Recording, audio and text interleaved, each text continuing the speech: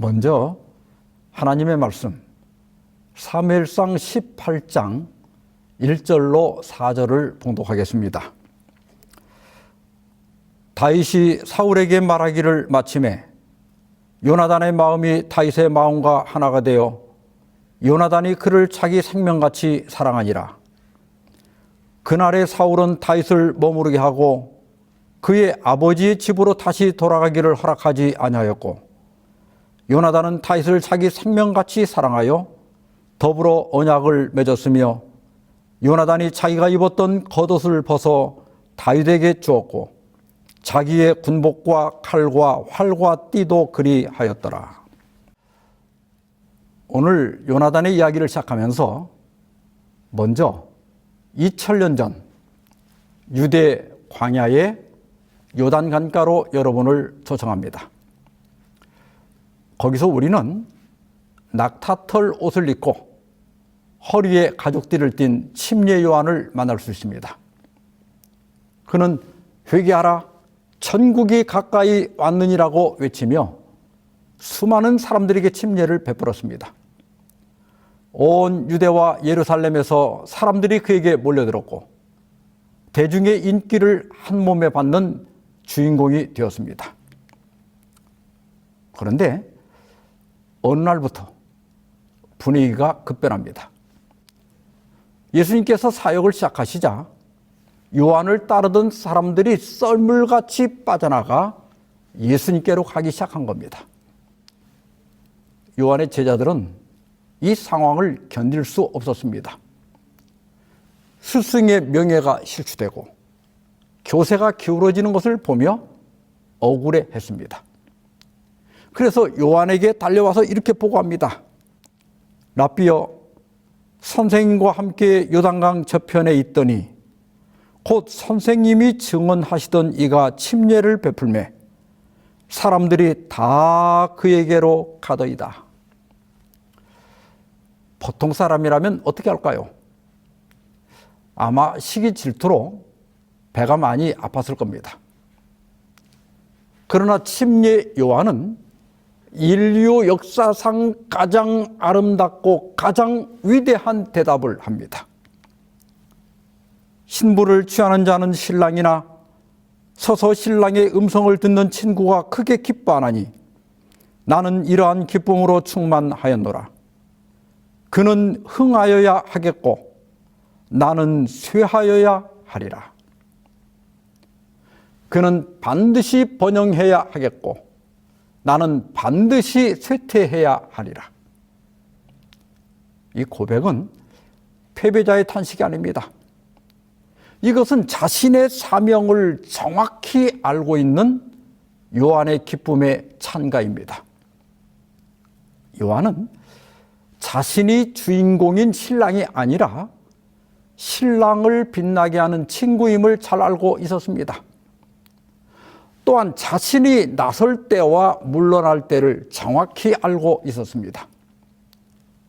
이제는 자기 시대가 저물고 예수님의 시대가 와야 하는 겁니다. 그래서 요한은 기꺼이 자기 자리를 양보하고 조용히 물러가려 한 겁니다. 그런데 여러분, 침례 요한보다 1000년이나 앞서 신랑 친구의 영성을 온몸으로 살아낸 또 한 사람이 있습니다. 왕의 아들로 태어나 당연히 왕위를 물려받아야 하지만은 하나님이 선택하신 친구를 위해 자기 자리를 양보하고 생명을 걸고 지켜주었던 사람, 바로 요나단입니다. 엘렌 화이트는 교육 157페이지에서 이렇게 말했습니다.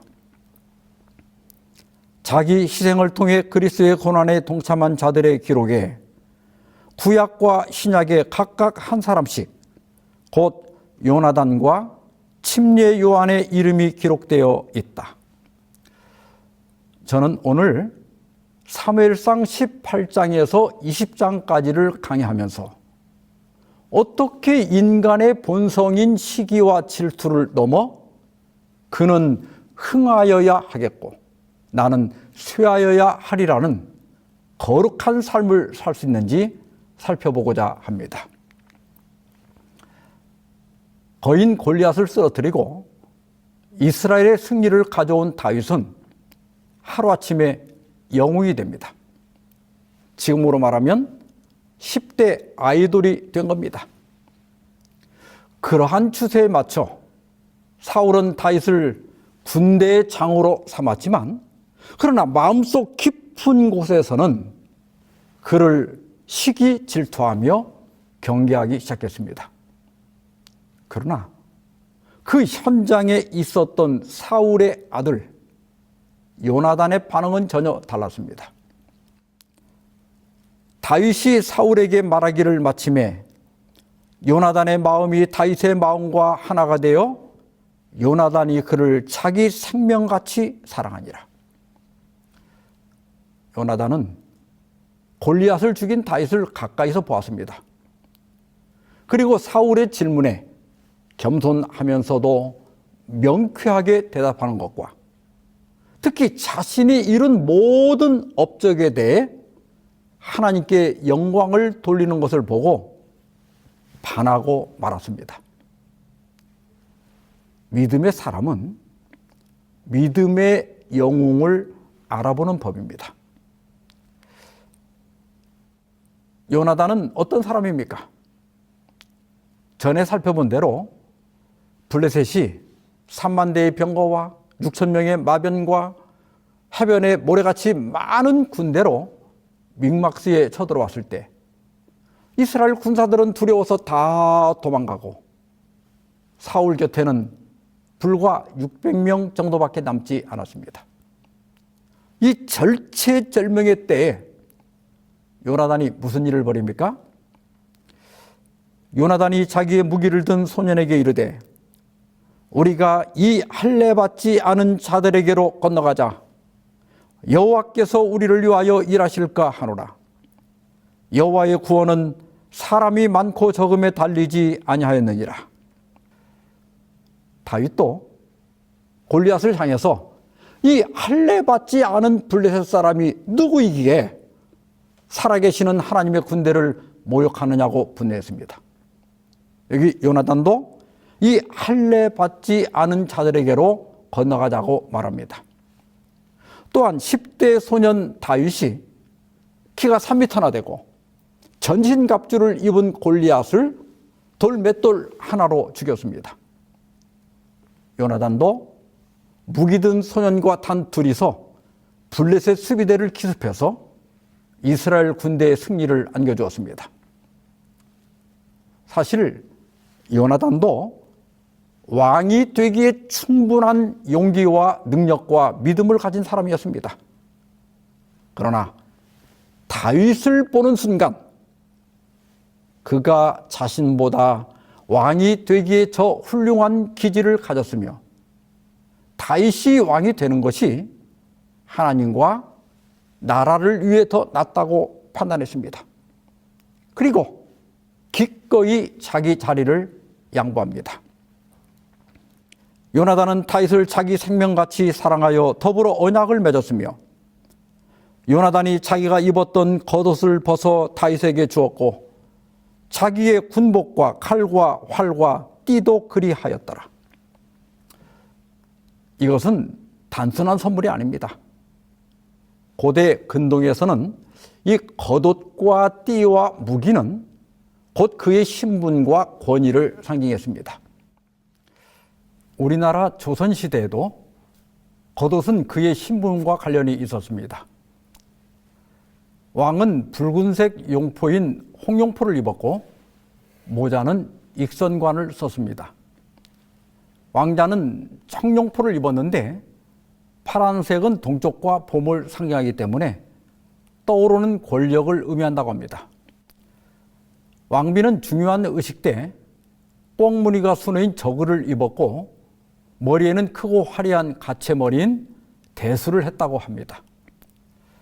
문관들은 파란색 달령을, 무관은 붉은색 달령을 입고 둘 다 사모를 썼다고 합니다. 그리고 양반들은 흰색 도포를 입고 머리에는 갓을 썼는데 갓은 양반의 신분을 나타냈습니다. 그리고 상민들, 즉 일반 백성들은 활동하기 편한 소매가 좁은 저고리와 바지를 입었고 모자는 신분에 따라 패랭이나 초립을 쓰거나 그냥 맨머리로 생활했다고 합니다. 요나단은 사울 왕의 뒤를 이을 확고부동한 왕이 계승자였습니다.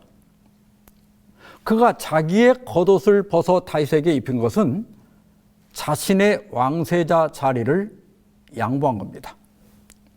또한 칼과 활과 허리띠를 준 것은 당시 용사들 간의 상호 우정이나 혈맹 관계를 돈독히 하는 풍습이었다고 합니다. 요나단의 이러한 행위는 너는 흥하여야 하겠고 나는 쇠하여야 하리라는 정치적이고도 영적인 선언이었습니다. 여러분, 이것은 결코 쉬운 일이 아닙니다. 또한 아무나 할 수 있는 일도 아닙니다. 교육 157페이지입니다. 요나단은 태생적으로 왕위 계승자였으나 하나님의 뜻에 의해 자기가 제쳐진 것을 알고 자기의 경쟁자에게 가장 친절하고 신실한 친구가 되어 자기 생명의 위험을 무릅쓰고 다윗의 생명을 보호하였다. 요나단의 이름은 하늘에 소중히 간직되어 있으며 땅에서는 이타적인 사랑의 존재와 능력에 대한 증인으로 서 있다. 가끔 부모는 참 성질이 고약하고 못됐는데 그의 자녀는 이루 말할 수 없이 착할 때가 있습니다. 참 신기하다는 생각을 합니다만 요나단도 그렇습니다.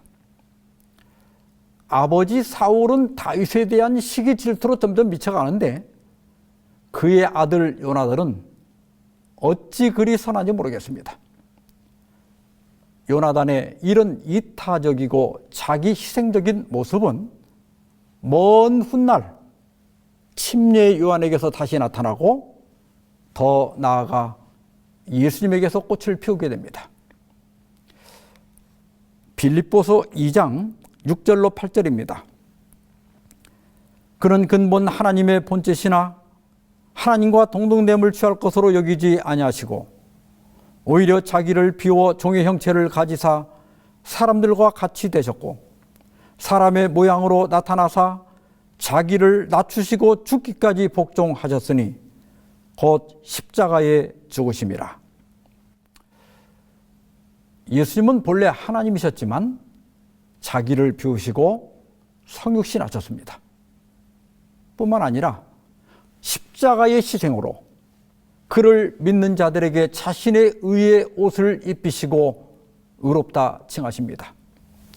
이러한 예수님의 구속적 사랑이 요나단에게 나타났고 또한 침례 요한에게 나타난 겁니다.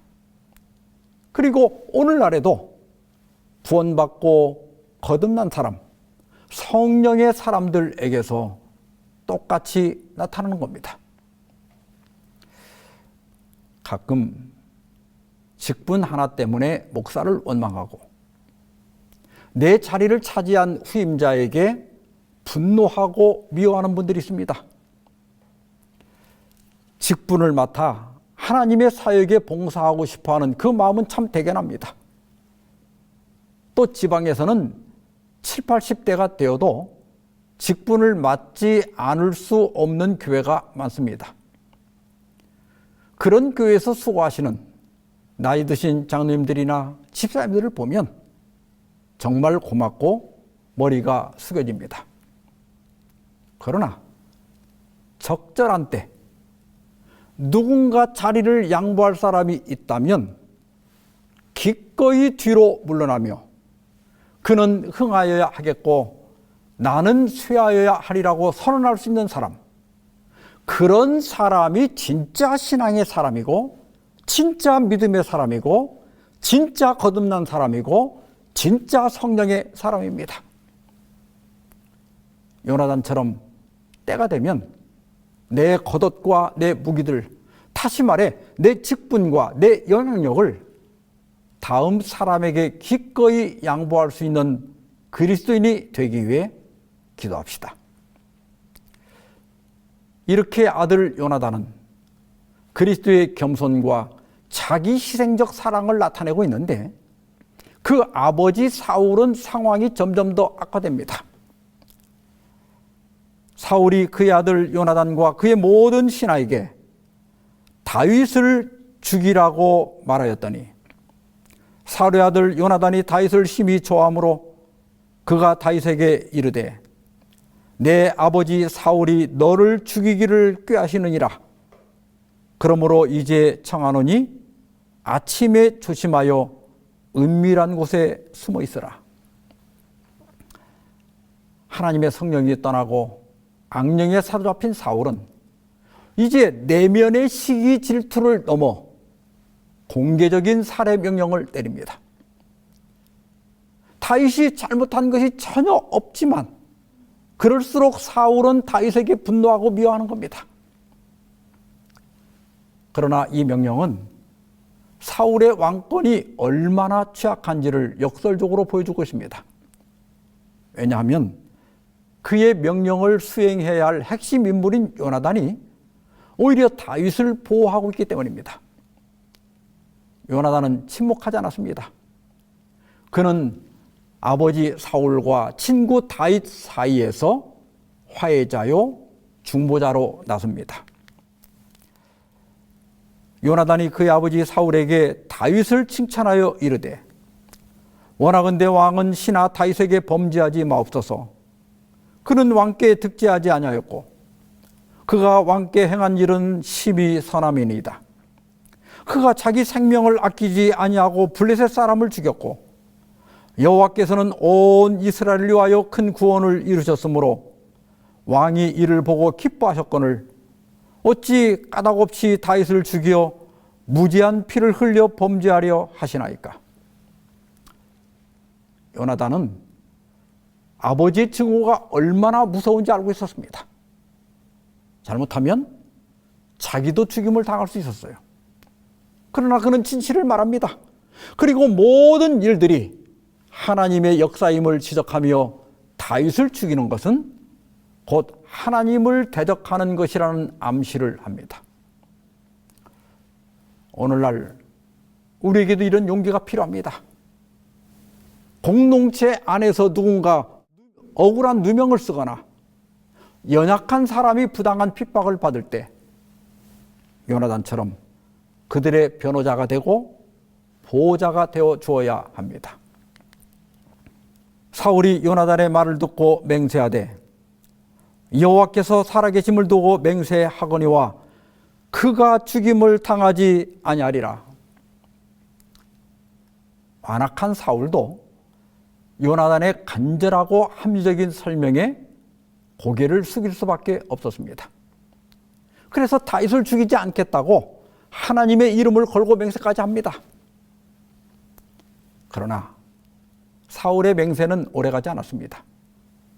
다시 블레셋과의 전쟁이 벌어지고 다윗이 큰 승리를 거두고 돌아오자 사울의 시기심은 다시 폭발합니다. 사울이 손에 단창을 가지고 그의 집에 앉았을 때 여호와께서 부리시는 악령이 사울에게 접하였으므로 다윗이 손으로 수금을 탈 때 사울이 단창으로 다윗을 벽에 박으려 하였으나 그는 사울의 앞을 피하고 사울의 창은 벽에 박힌지라. 다윗이 그 밤에 도피하매. 전에는 다윗의 수금 연주를 들으면 사울의 발작이 진정되었으나 이제는 효과가 없었습니다. 사울이 단창을 던졌지만 하나님의 은혜로 피할 수 있었습니다. 이것이 성령이 떠난 사람의 모습입니다. 다윗이 집으로 도망하자 이 정신이 나간 사울은 딸네 집으로 부하를 보내어 다윗을 죽이라고 합니다. 그러나 딸도 아버지 편이 아니었습니다. 미갈은 다윗을 창문으로 달아내려 도망하게 했습니다.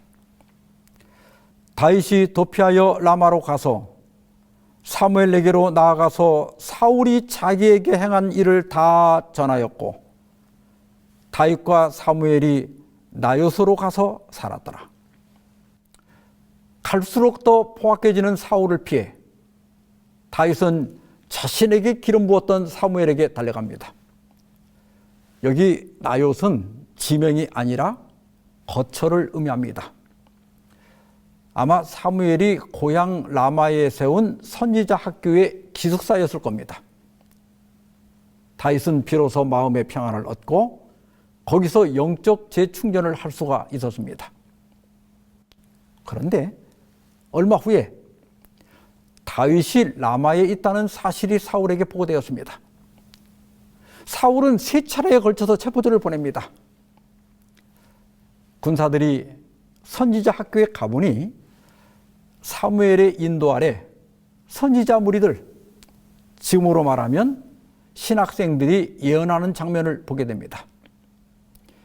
예언을 한다는 것은 미래를 말하는 것이 아니라 하나님의 영에 감동되어 기쁨과 황홀경 상태에서 하나님을 찬양하거나 혹은 신령한 계시를 말하는 겁니다. 엘렌 화이트도 계시가 시작되면 영광, 영광, 영광 이렇게 3번을 외친 후에 때로 자신이 보고 있는 장면을 말하곤 했습니다. 다윗을 잡으러 온 군인들이 이 거룩한 장면에 압도되어 함께 예배하고 함께 찬양하는 겁니다. 사울이 3번 체포조를 보냈지만 3번 다 실패하고 맙니다. 코로나 때부터 어디로 가야 안전한지 묻는 분들이 있습니다. 지금 시대에 안전한 곳이 어디에 있겠습니까? 산속 깊은 곳은 안전할까요? 환난을 피하기 위한 목적이라면 결코 아닙니다. 최신 인공위성은 지상에 있는 30cm 크기의 물체가 한 픽셀, 즉 한 점으로 보인다고 합니다. 이 정도면 자동차가 소나타인지 그랜저인지 구분할 수 있고 사람의 얼굴은 몰라도 사람이 서 있는지 앉아 있는지는 구분할 수 있다고 합니다. 군사용은 좀 더 정밀해서 약 10cm까지 구별할 수 있다고 하는데요. 이 정도면 남자인지 여자인지 그리고 옷차림의 특징을 알 수 있고 손에 들고 있는 가방도 알아볼 수 있다고 합니다. 마지막 때 가장 안전한 곳은 하나님의 품입니다. 다윗처럼 하나님께 사랑받는 신자가 되는 겁니다. 하나님을 전적으로 믿고 신뢰하고 순종하는 겁니다. 그래서 하나님이 너무 사랑하고 너무 아끼는 그리스도인이 되는 것이 가장 안전한 겁니다. 하나님께로부터 나신 자, 곧 그리스도께서 그를 지키심에 악한 자가 그를 만지지도 못하느니라. 체포조를 3번 보내도 안 되자 이제 사울이 직접 다윗을 잡으러 갑니다. 사울이 라마 나요스로 가니라. 하나님의 영이 그에게도 임하시니 그가 라마 나요스에 이르기까지 걸어가며 예언하였으며 그가 또 그의 옷을 벗고 사무엘 앞에서 예언을 하며 하루 밤낮을 벗은 몸으로 누웠더라. 그러므로 속담에 이르기를 사울도 선지자 중에 있느냐 하니라. 사울은 작심하고 갔지만 성령께서 그에게 임하자 그의 분노는 가라앉고 오히려 거룩한 찬미를 부르며 선지자 학교로 갑니다. 그리고 사무엘 앞에서 옷을 벗어던지고 함께 찬양하며 꼬박 하루를 누워있는 겁니다. 요세푸스는 유대 고대사에서 이렇게 말했습니다. 그는 정신적으로 혼란에 빠졌으며 영적으로 심하게 불안정했다.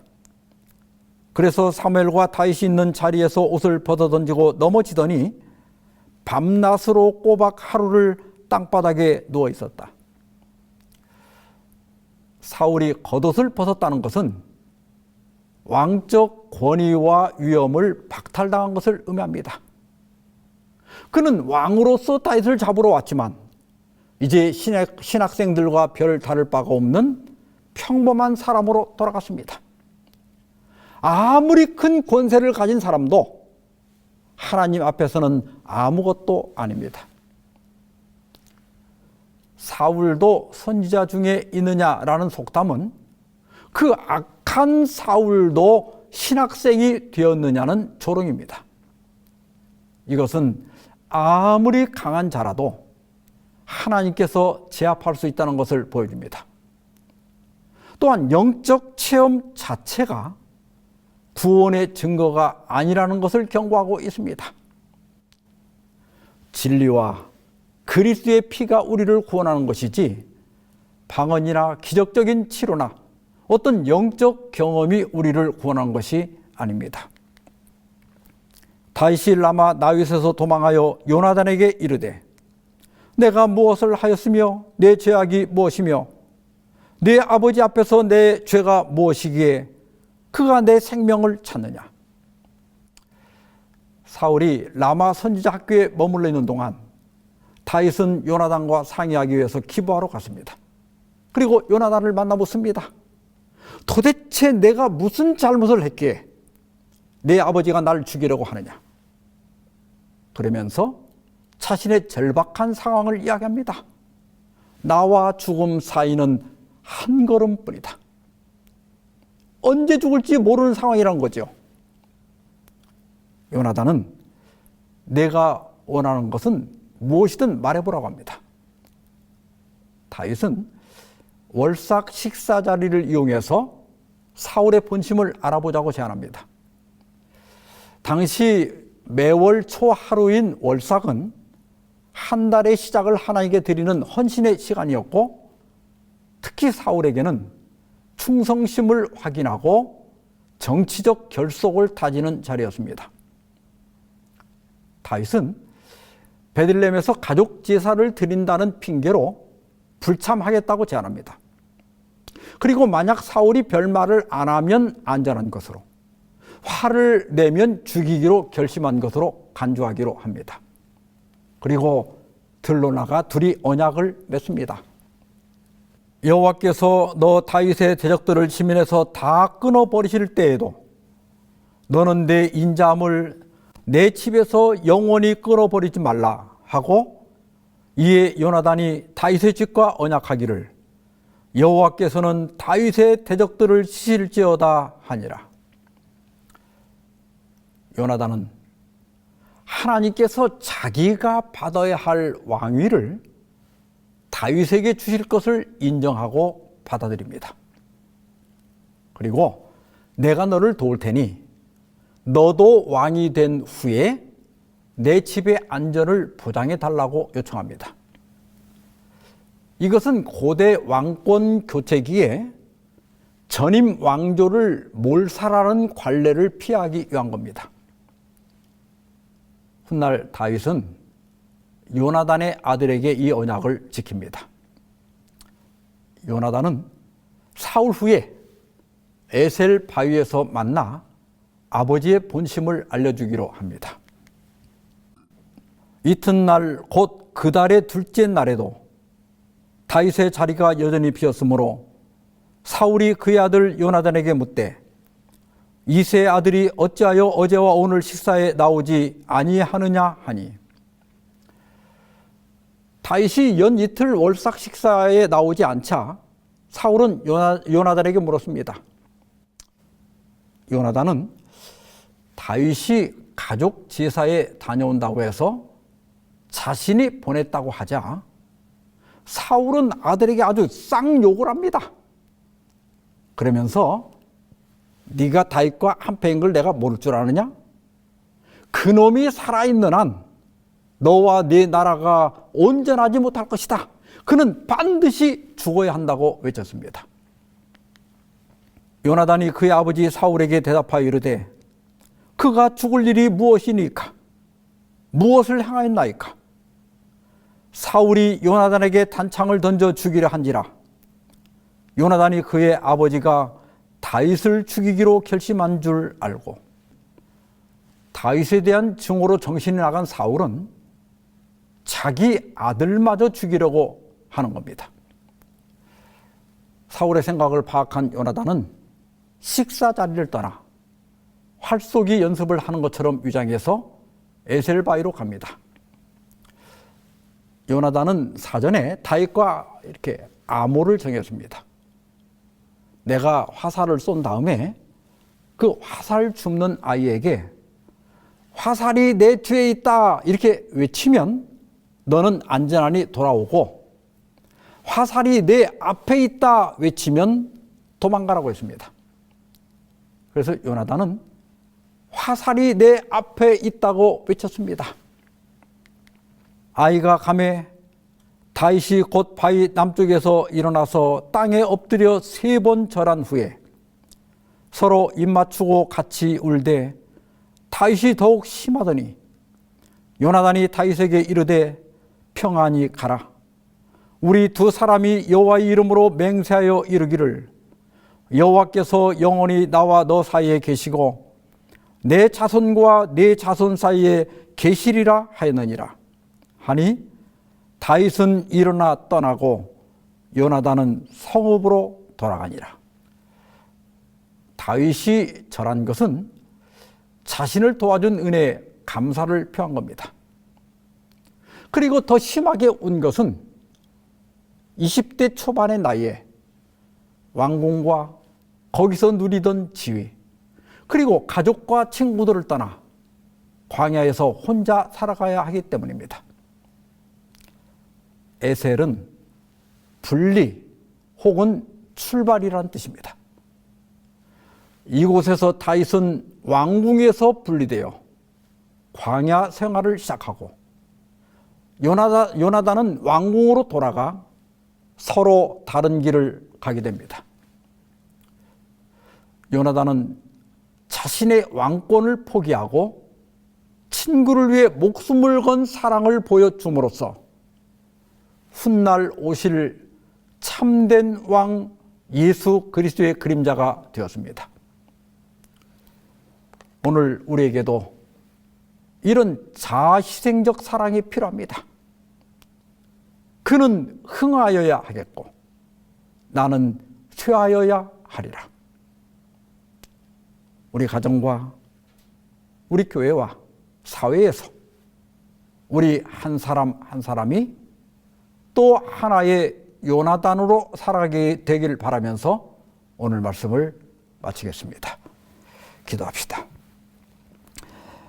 자비하신 하나님 아버지, 우리는 늘 내가 흥하고 싶어 했습니다. 내 이름이 나기를 원했고 내 자리를 지키려 애썼습니다.